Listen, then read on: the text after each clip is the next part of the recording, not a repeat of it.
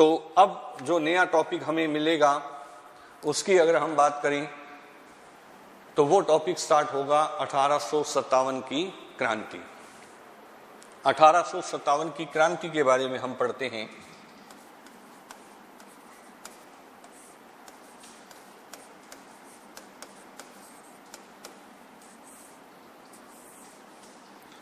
अठारह की क्रांति की अगर हम बात करें तो भारत में जो अंग्रेज हमारे यहाँ पे आ गए थे, इनके विरोध में जो है क्रांति भारत में हुई थी।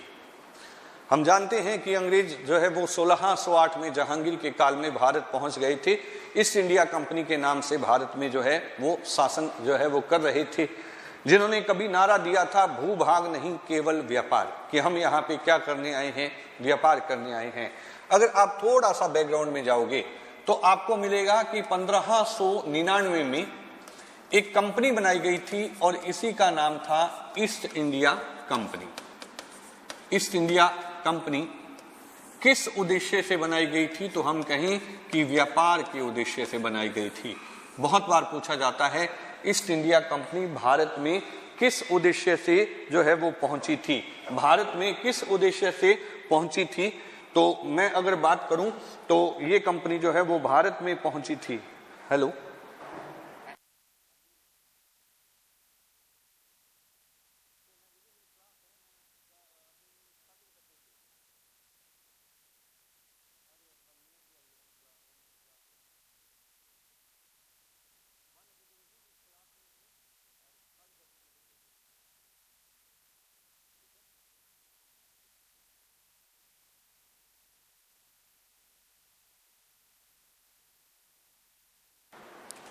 व्यापार के उद्देश्य से भारत में ईस्ट इंडिया कंपनी आई थी। लेकिन इस कंपनी का अगर हमसे गठन पूछा जाता है तो इसका गठन 1599 में किया गया था और इसका गठन जिस व्यक्ति ने किया था उसका नाम हमें मिलता है एलिजाबेथ प्रथम। एलिजाबेथ प्रथम जो है वो हम कहें कि यहाँ पे हमें जो है वो मिलती है। एलिजाबेथ प्रथम महारानी थी, उन्होंने ईस्ट इंडिया कंपनी का यहाँ पे जो है गठन किया और इसको 15 साल का अधिकार पत्र दिया। 15 साल का जो है वो हम कहें कि अधिकार पत्र जो है वो प्रदान किया कि आप जाकर के पूर्वी देशों के साथ में, या हम कह सकते हैं कि भारत के साथ में जो है वो क्या कर लें, व्यापार कर लें। पंजाब के अंदर पूछा गया प्रश्न था कि ईस्ट इंडिया कंपनी को 15 साल का अधिकार पत्र किसके द्वारा जो है वो प्रदान किया गया था। तो हम कहें 15 साल का जो अधिकार पत्र दिया गया था वो जो है वो एलिजाबेथ प्रथम के द्वारा किया गया। कंपनी जो है वो यहाँ से 1608 में भारत पहुंचती है। 1608 में जो है कंपनी का आगमन हो जाता है भारत में और ये भारत में आकर के नारा देती है भूभाग नहीं केवल व्यापार, कि हम यहाँ पे आपके क्षेत्र पे अधिकार करने के लिए नहीं आए हैं, हम यहाँ व्यापार के उद्देश्य से व्यापार करने के लिए भारत में जो है वो आए हैं। और कंपनी जो है वो भारत में आ जाती है, भारत में आ जाती है और इनकी जो पहली कंपनी बनती है या इनकी पहली व्यापारिक कोठी जो स्थापित की गई थी, वो कोठी जो स्थापित की गई थी उसकी अगर हम बात करते हैं तो यह सूरत में स्थापित की गई थी। कहाँ स्थापित की गई थी? तो सूरत में जो है इस कोठी का जो है वो हम कहें कि यहाँ पे जो है वो गठन कर दिया गया था। ये तथ्य हमें यहाँ पे जो है वो प्राप्त होते हैं। आगे बढ़ते हैं। कंपनी भारत में आ गई, व्यापार कर रही थी, लेकिन जो है वो हम कहें कि 1757 में 1700 जो है वो 57 की अगर हम बात करते हैं तो 1757 में एक युद्ध लड़ा गया था और इसे कहते हैं पलासी का युद्ध। कौन सा युद्ध कहते हैं? पलासी का युद्ध जो है वो यहाँ पे लड़ा गया। पलासी जो है वो पश्चिम बंगाल में है। इस टाइम अंग्रेजी ईस्ट इंडिया कंपनी के गवर्नर थे जिसका नाम था लॉर्ड क्लाइव। यानी कि पलासी के युद्ध में जो है एक तरफ अंग्रेजों की सेना थी, वही याद होना चाहिए, और इधर जो है हम कहें कि सेना थी किसकी? बंगाल की। यहाँ जो है वो बंगाल की सेना थी, इधर जो है वो अंग्रेजों की सेना थी। और इन दोनों के बीच में अंग्रेजों में सेना का नेतृत्व जो कर रहे थे उसका नाम था लॉर्ड क्लाइव। ठीक है, याद रखिएगा, कभी पूछा जाए कि अंग्रेजों का नेतृत्व जो है प्लासी के युद्ध में किसके द्वारा किया गया था तो हम कहें कि क्लाइव के द्वारा जो है नेतृत्व किया गया। जबकि बंगाल के यहाँ पे जो राजा थे उसका नाम था सिराजुद्दौला। सुराउदौला नहीं है, सिराजुद्दौला यहाँ जो है वो थे, और यहाँ पे युद्ध लड़ा गया और इस युद्ध में जो है जीत गया कौन? क्लाइव। सिराजुद्दौला हार गए और अंग्रेजों ने सबसे पहले बंगाल के ऊपर अधिकार कर लिया था। कभी पूछा जाए कि अंग्रेजों ने सर्वप्रथम भारत के किस राज्य पे अधिकार किया था, तो बंगाल के ऊपर। इसीलिए इतिहास में कहा गया कि फ्रांसीसी जिस धन की चाबी को उड़ीसा में ढूंढ रहे थे, अंग्रेजों ने उस धन की चाबी को ढूंढ लिया था कहां पे? बंगाल में, और बंगाल के ऊपर अधिकार कर लिया, क्योंकि उस टाइम का भारत का धनी प्रांत जो है वो बंगाल था। लेकिन जो है इस युद्ध की पूर्ति करेगा 1764 में, और उसी युद्ध को कहा गया था बक्सर का युद्ध। बक्सर का जो है वो हम कहें कि युद्ध यहाँ पे जो है वो लड़ा गया था। बक्सर का युद्ध 1764 में लड़ा गया। जो है यहाँ पे भी अंग्रेजों की सेना थी, यहाँ भी अंग्रेजों की सेना थी, लेकिन यहाँ पे अंग्रेज जो थे उसका नेतृत्व कर रहा था Major Hector Munro. Major Hector Munro, ये भी प्रश्न पूछा गया है, ये यहाँ पे नेतृत्व कर रहे थे। और यहाँ भारत की 3 सेनाएं थी। यहाँ पे बंगाल की सेना थी, यहाँ पे हम कहें कि अवध की सेना थी, यहाँ पे जो है वो दिल्ली की सेना थी, और यहाँ तीनों ही सेनाओं को बक्सर के युद्ध में हरा दिया गया था। और 1765 में जो है संधि हुई थी, और इसी को कहते हैं इलाहाबाद की संधि। कौन सी संधि कहते हैं? इलाहाबाद की जो है वो संधि कहा गया था, और इलाहाबाद की संधि जो है वो 1765 में जो है वो यहाँ पे की गई थी। ये तथ्य हमें जो है वो पता होना चाहिए। बढ़ जाते हैं आगे। कंपनी अब जो है भारत के क्षेत्र पे अधिकार कर चुकी थी, लेकिन जब यहाँ क्रांति हो रही थी, मतलब जब 1857 की क्रांति हो रही थी, इस टाइम भारत के गवर्नर कौन थे? तो हमें पता होना चाहिए कि इस टाइम जो भारत का गवर्नर था उसी का नाम हमें मिलता है कैनिंग। बहुत बार पूछा जाता है कि 1857 की क्रांति के समय भारत के गवर्नर जनरल कौन थे? तो भारत के जो इस टाइम गवर्नर जनरल, या हम कहें कौन थे ईस्ट इंडिया कंपनी के, तो वो कौन व्यक्ति था? तो उसका नाम हमें जो है वो कैनिंग जो है वो प्राप्त होता है। लेकिन कैनिंग से पहले भारत में गवर्नर जनरल रहा था जिसका नाम था डलहौजी। डलहौजी जो है वो यहाँ भारत में गवर्नर जनरल जो है वो रहे थे। इसने बहुत सारे ऐसे काम कर दिए थे जिससे कि क्रांति जो है वो क्या हो गई थी? अनिवार्य हो गई थी। वैसे क्रांति का कोई एक कारण नहीं था। हम ये कह सकते हैं कि 1757 से लेकर के 1857 तक जो 100 साल का समय था, उसके बीच में बहुत सारे कारण थे जिसके कारण क्रांति होनी जरूरी थी। हम पहले उनकी ही चर्चा कर लेते हैं। तो हम कहें कि उनके अगर हम कारण की बात करते हैं तो हमें पहला जो कारण हमें मिलता है वो कारण मिलता है आर्थिक कारण। आर्थिक कारण 100 सालों में आर्थिक दृष्टि से भारत का दोहन कर लिया गया था। भारत का पैसा लूट करके अंग्रेज धीरे धीरे यहां से कहां ले जा रहे थे? ब्रिटेन ले जा रहे थे। इसीलिए कभी दादा भाई नौरोजी ने एक सिद्धांत दिया था जिसको कहते हैं धन निष्कासन का सिद्धांत, कि अंग्रेज भारत का पैसा लेकर के ब्रिटेन जाते हैं, भारत दिन प्रतिदिन कमजोर गरीब होता जा रहा है और ब्रिटेन जो है वो अमीर हो रहा है। आर्थिक शोषण कर लिया था भारत का। दूसरी दृष्टि से हम देखें तो हमें मिलता है सामाजिक कारण। कौन सा मिलता है? तो हमें जो है सामाजिक जो है वो कारण मिलता है। सामाजिक कारण की अगर हम बात करते हैं तो भारतीयों को बराबर का दर्जा नहीं दिया जाता था। अंग्रेज भारतीयों को सामाजिक दृष्टि से हीन समझते थे, अपने बराबर का दर्जा जो है वो नहीं देते थे। तीसरे नंबर पे हम कह सकते हैं प्रशासनिक कारण। प्रशासनिक कारण की अगर हम बात करते हैं तो प्रशासनिक कारण में हमें ये मिलता है कि भारतीयों को उच्च पदों पे नहीं रखा जाता था। ज्यादातर सूबेदार के पद पे ही कोई भारतीय पहुंचता था और उनका वेतन जो है अंग्रेजों के मुकाबले बहुत कम होता था। भारतीयों पे अंग्रेज जो है वो विश्वास नहीं करते थे। चौथे नंबर पे हम कह सकते हैं धार्मिक कारण। चौथे नंबर पे हम कह सकते हैं धार्मिक कारण। धार्मिक कारण की अगर हम बात करें तो भारत में ईसाई धर्म का प्रचार कर रहे थे अंग्रेज।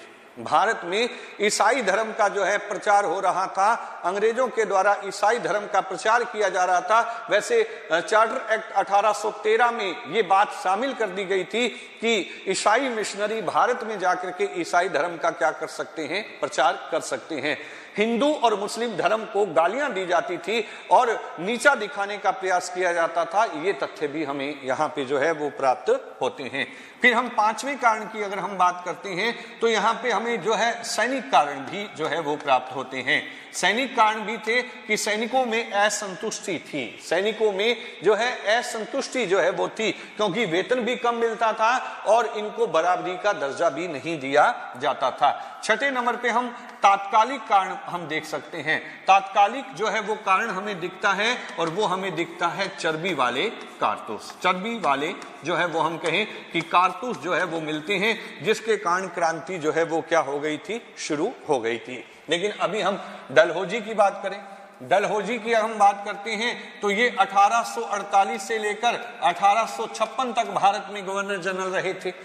डलहौजी भारत में 1848 से 1856 तक भारत में गवर्नर जनरल रहा और इसने बहुत सारे ऐसे काम कर दिए थे जिसके कारण भारत में क्रांति होना जो है वो अनिवार्य हो गया था। जिसमें हम अगर बात करें कि डलहौजी ने जो पहला काम किया वो क्या किया, भारत के अंदर अगर हम कहें रेल शुरू कर दी गई थी। भारत में रेल जो है वो क्या कर दी गई थी, शुरू कर दी गई थी। नंबर 2 की बात करते हैं तो भारत में डाक विभाग खोला गया था। डाक विभाग जो है वो हम कहें कि खोल दिया गया था। नंबर 3 की अगर हम बात करें तो PWD विभाग जो है वो हम कहें स्थापित कर दिए गए थे। नंबर 4 की बात करें तो भारतीय नारी शिक्षा की बात की गई थी। भारत की नारी शिक्षा की जो है वो हम कहें बात की गई थी। नंबर 5 की बात करें तो सती प्रथा पे कठोर प्रतिबंध लगा दिए थे। सती प्रथा के ऊपर जो है इन्होंने जो है कठोर जो है वो प्रतिबंध जो है वो लगा दिए थे। ये काम इसने जो है भारत में किए। ये कुछ हद पे हम कहें कि अच्छे भी थे। रेल करना शुरू करना, डाक विभाग खोलना जो है ये अंग्रेजों की दृष्टि से अच्छा था, भारतीयों की दृष्टि से जो है इसका कोई महत्व नहीं था। नारी शिक्षा की बात कही गई थी कि भारतीय नारी को भी पढ़ाना चाहिए, तो यहां भी भारतीयों ने विरोध किया कि भारतीय नारी को पढ़ाना नहीं पढ़ाना ये भारतीयों की इच्छा पर निर्भर है, अंग्रेजों को इसके अंदर कोई भी दखल अंदाजी जो है वो नहीं करनी चाहिए। ये चलो हम अच्छे काम मान लेते हैं। तो इसने क्या किया कि नाना साहब की पेंशन बंद कर दी। नाना साहब जो बाजीराव द्वितीय के दत्तक पुत्र थे, नाना साहब को जो पेंशन मिलती थी इस पेंशन को इन्होंने क्या कर दिया था, बंद कर दिया था। 7 नंबर पे इन्होंने जो है एक नीति शुरू कर दी थी जिसका नाम था हड़प नीति, यानी कि भारतीय साम्राज्य को हड़प करके ब्रिटिश साम्राज्य में शामिल कर दिया जाता था। ये बात हमें जो है वो प्राप्त होते हैं। 8वें नंबर की अगर हम बात करते हैं, हड़प नीति जो है वो शुरू कर दी थी। भारत के अंदर गोद निषेध प्रथा शुरू कर दी थी। गोद निषेध प्रथा जो है वो शुरू कर दी थी कि भारत में कोई राजा अगर उसके पुत्र नहीं है तो वो अंग्रेजों की बिना अनुमति के जो है किसी को जो है वो हम कहें कि गोद नहीं ले सकता। इसीलिए रानी लक्ष्मीबाई जो है वो हम कहें कि यहाँ पे जो है वो विरोध कर रही थी। सैनिकों के भत्ते कम कर दिए थे, सैनिकों के जो भत्ते थे वो कम कर दिए थे।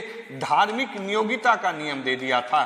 धार्मिक नियोग्यता का नियम जो है वो यहाँ 1850 में जो है वो आ गया था। इस प्रकार डलहौजी ऐसे ऐसे काम कर गया था जिससे कि भारत में क्रांति होना जरूरी हो गया था। लेकिन मैंने आपको बताया कि क्रांति का जो तत्कालिक कारण था वो क्या था, तो वो चर्बी वाले कारतूस जो है वो हमें मिलते हैं।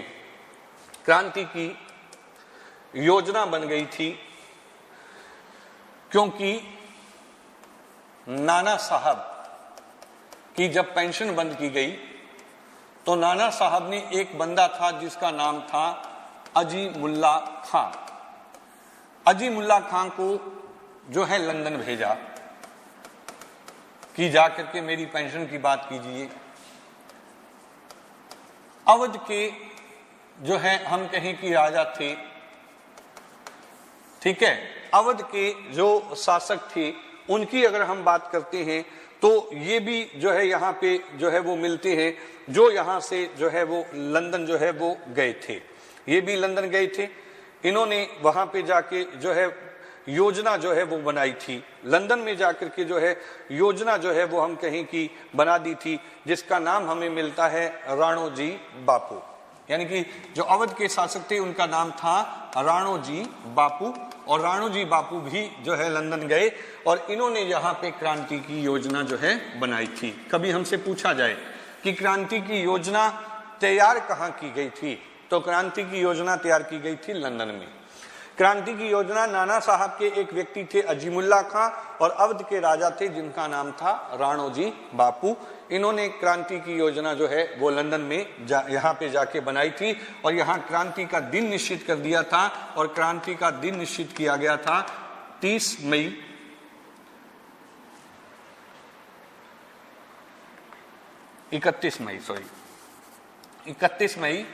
1857 दिन जो है ये यहाँ पे जो है वो निश्चित कर दिया गया था। क्रांति का यहाँ प्रतीक चुना गया, क्रांति का जो है प्रतीक चुना गया था, और वो चुना गया था कमल का फूल, कमल का फूल और चपाती। ये जो है क्रांति का प्रतीक चुन लिया गया। यहां से इन लोगों ने निश्चित कर लिया कि हम क्रांति जो है वो भारत में जो है वो करेंगे अंग्रेजों के विरुद्ध। यहां जो है ये बात तय हो गई थी। लेकिन भारत में हम कहें कि चर्बी वाले कारतूस इस्तेमाल किए जाते थे, क्योंकि भारत के अंदर एक पहले राइफल चलती थी जिसका नाम था ब्राउन बेस राइफल।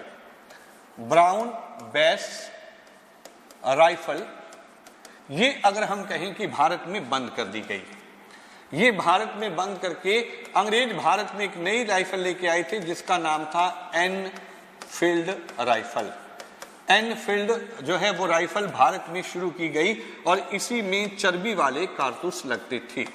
इसमें जो है चर्बी वाले हम कहें कि यहाँ पे जो है कारतूस जो है वो यहाँ पे लगते थे। चर्बी वाले कारतूसों का प्रयोग यहाँ पे जो है वो किया जाता था, ये यहाँ पे प्रयोग होते थे। लेकिन यहाँ जो चर्बी वाले कारतूस थे इस पे चर्बी होती थी गाय के मांस की। ऐसा माना जाता है कि हिंदुओं में ये बात थी कि चर्बी वाले कारतूसों में गाय की चर्बी लगी रहती है, जबकि जो मुस्लिम थे ये मानते थे कि इस पे जो है सूअर की जो है वो चर्बी लगी रहती है। ये तथ्य हमें यहाँ पे जो है वो प्राप्त होते हैं। चर्बी वाले कारतूसों में गाय और सूअर की जो है वो चर्बी लगी रहती है। इस कारण लोग जो है इस एनफील्ड राइफल या चर्बी वाले कारतूसों का जो है वो क्या कर रहे थे, यहाँ पे जो है वो विरोध कर रहे थे। एनफील्ड राइफल जो है वो अंबाला में जो है वो भारत में इसका जो है प्रशिक्षण दिया जाता था। दमदम, सियालकोट यहाँ पे इसकी जो है वो हम कहें कि प्रशिक्षण जो है वो दिया जाता था। लेकिन चर्बी वाले कारतूसों का प्रयोग जो है वो बंद किया गया था। वो तारीख हमें मिलती है 24 मार्च 1857। 24 मार्च 1857 की अगर हम बात करते हैं तो हमें एक छावनी मिलती है, और उसी को कहते हैं बैरकपुर छावनी।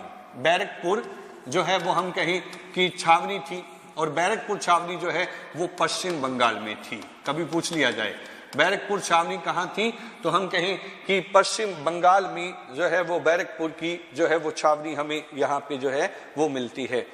यहाँ बैरकपुर छावनी की अगर हम बात करें तो 34वीं रेजिमेंट काम कर रही थी। यहाँ 34वीं रेजिमेंट या हम कह सकते हैं नेटिव इंफेंट्री जो है काम कर रही थी, और इसी के अंदर शामिल था मंगल पांडे।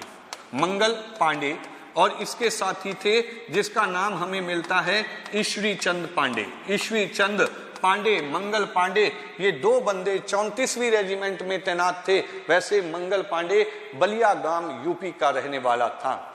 नोट में बात आप हमेशा याद रखिएगा कि 1857 की क्रांति में सबसे ज्यादा अगर सिपाहियों ने भाग लिया था तो वो अवध के सैनिक थे। अवध के सैनिक सबसे ज्यादा जो है क्रांति में भाग लेते हैं, इसलिए अवध को सैनिकों की पौधशाला कहा जाता है। हम कहें मंगल पांडे था, यहाँ पे ईश्वरी चंद पांडे था, और इन्होंने चर्बी वाले कारतूसों का प्रयोग करने से जो है मना कर दिया कि हम चर्बी वाले कारतूसों का प्रयोग नहीं करेंगे। चर्बी वाले कारतूसों के प्रयोग की अगर हम बात करते हैं तो सबसे पहले जो है यहाँ पे हम कहें कि बैरकपुर छावनी में जो है वो विरोध किया गया था, और ये जो है वो हमें 29 मार्च मार्च मिलता है। 29 मार्च 1857 का जो है वो दिन हमें यहाँ पे जो है वो मिलता है। यहाँ जब विरोध किया गया, मंगल पांडे को विवश किया गया कि आप जो है वो चर्बी वाले कारतूसों का जो है वो प्रयोग जो है वो कीजिए। यहाँ पे ह्यूसन या हडसन और हियर्स से इन दोनों को जो है गोली मार दी गई। मंगल पांडे के द्वारा जो है इनको जो है गोली मार दी गई। जब उनको चर्बी वाले कारतूस चलाने की जो है वो बात कही गई, जो है उनको कहा गया कि चर्बी वाले कारतूस जो है चलाइए। इनके साथ में एक बंदा और भी मिलता है, कभी कभी नाम आता है उसका नाम मिलता है बॉग। और जो है वो हम कहें हियर्से का नाम जो है याद रखिएगा, कभी पूछा जा सकता है हमसे। बॉग, ह्यूसन और हियर्से, इनकी जो है वो हत्या जो है वो कर दी गई थी। और जब इनको यहाँ पे मार दिया गया था तो मंगल पांडे गिरफ्तार कर